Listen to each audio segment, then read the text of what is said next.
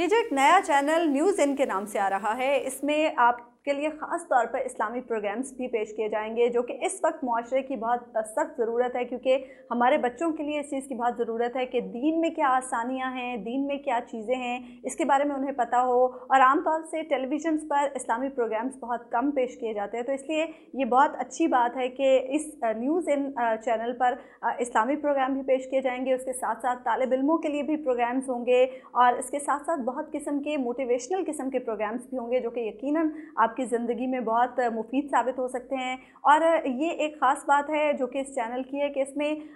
सिर्फ नए लोग नहीं होंगे, इसमें ख़ास तौर पर नामवर लोग जिन्हें आप पहले भी टीवी स्क्रीन्स पर देख रहे हैं, वो लोग भी होंगे और वो लोग आपके लिए खुसूसी तौर पर प्रोग्राम्स लेकर आएंगे और यकीनी तौर पर आपके लिए ये बहुत मुफीद